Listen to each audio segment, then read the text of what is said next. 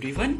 तो आज के इस वीडियो में मैं आपको बताने वाला हूँ क्लास 11 की हॉर्नबिल बुक से जो इंग्लिश की बुक है, जिसकी फर्स्ट पोएम है अ फोटोग्राफ, जिसके राइटर हैं एक्चुअली क्या है, ये एक फीमेल राइटर हैं जिनका नाम है शिल्ले टॉल्सन।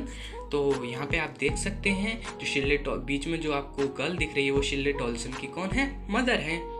तो welcome to conceptual classes channel. You can add it in WhatsApp broadcast group. Number note कर लीजिए 7324914295। तो मैं स्टार्ट करता हूँ पोएम को। फर्स्ट पैराग्राफ देखिए।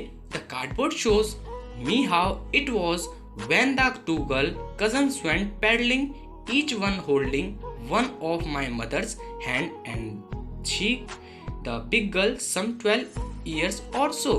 अब देखो यहाँ पे कार्डबोर्ड का यूज हुआ है। कार्डबोर्ड का मैं यूज आपको बता देता हूँ।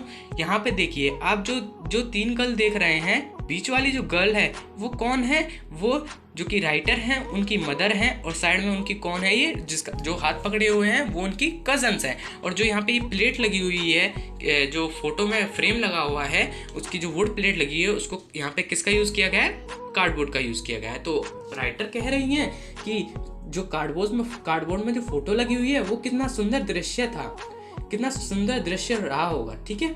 तो when the two girl cousins went paddling, जब वो दो गर्ल्स के साथ मेरी मदर हैं, वो ऐसा सोच रही हैं, कह रही हैं कि जो दो गर्ल्स हैं यानी जो कजन्स हैं उनकी मदर की, वो कहाँ पे, सागर में घूम रही हैं। अब पैडलिंग का यहाँ पे यूज़ किया गया। मैं आपको पैडलिंग का मीनिंग बता देता हूँ। पैडलिंग का मीनिंग ये होता है कि जब कोई भी, जैसे आप सपोज करो कभी भी सागर में जाना, तो वहाँ पे लहरें आती हैं, थोड़ा आपके पाँव है वाटर से जो कि कवर हो जाते हैं, और वाटर से कवर होने के बाद जब वाटर से कवर हो जाते हैं तो आप वहाँ पे जो कि है घूमते हैं, वॉकिंग करते हैं, उसी को हम पैडलिंग कहते हैं। आई होप इतनी बात आपको क्लियर हो रही होगी। तो अब नेक्स्ट जो कि लाइन पर बढ़ते हैं हम। Each one holding one my mother's hand and she the big girl some 12 year or so. अब जो दो कजन्स हैं यानी कि जो राइटर की मदर हैं, उनके साइड में जो उनका हाथ पकड़े हुए दो गर्ल्स हैं, उन सब में से जो मेरी मम्मी है वो सबसे बड़ी हैं, और वो कितने साल की हैं, वो 12 ईयर्स की थी। वो एक ऐसा होप कर रही हैं। अब सेकंड पैराग्राफ पे बढ़ते हैं इसी के साथ। आई होप ये आपको जो पोएम है वो एक पैराग्राफ क्लियर हो गया होगा। अब सेकंड पैराग्राफ पे पढ़ते हैं। All three stood still to smile through their hair at the uncle with the camera, a sweet face my mother's that was before I was born, and the she which appears to have changed less was their terribly transient feet.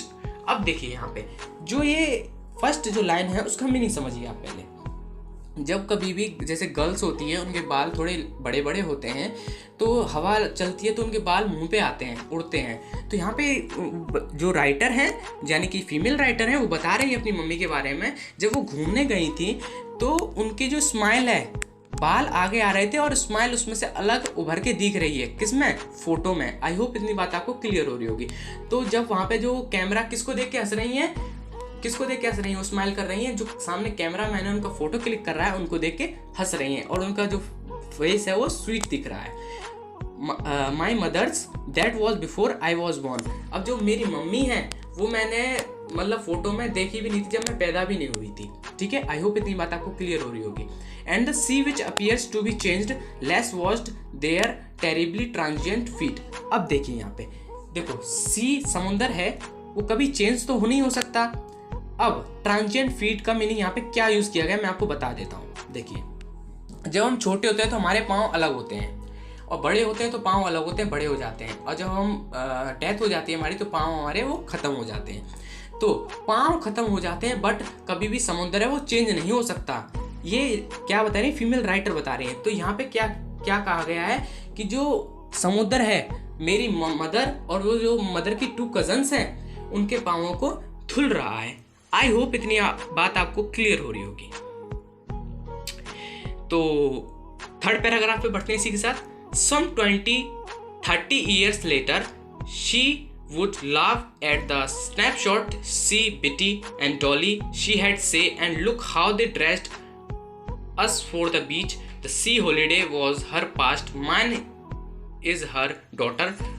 Both worry with the labored ease of loss.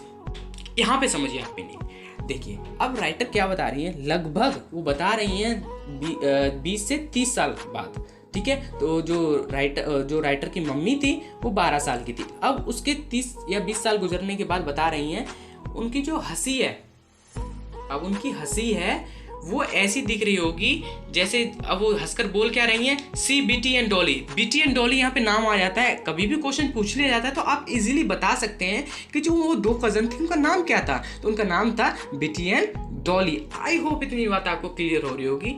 मैं hope करता हूँ आपको जो ये poem है बहुत अच्छी लग रही होगी। अब देखिए आगे, she would say and look how they dressed us for the beach. अब वो फोटो में देख के वो कह रही हैं, कहती होंगी कि यार हमें कैसे मतलब कपड़े पहन रखे हैं बीच पर, हमारे घर वालों ने कैसे कपड़े पहना रखे हैं, तो वो सोच रही हैं ऐसा। The C holiday was her past mind in her daughter.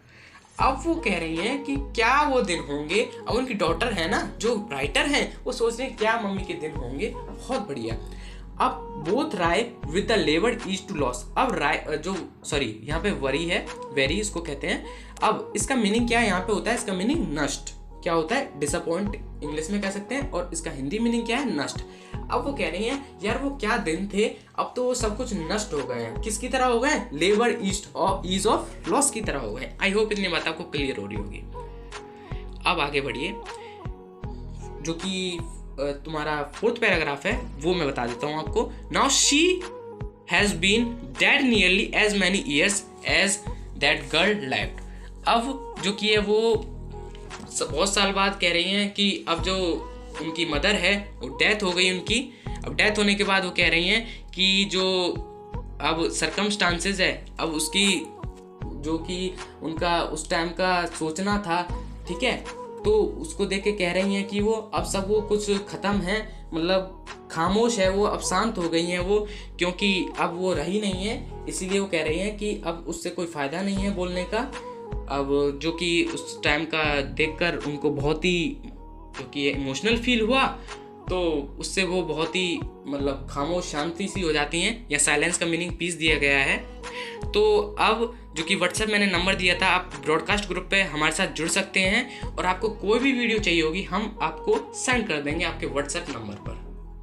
Question time आ गया है।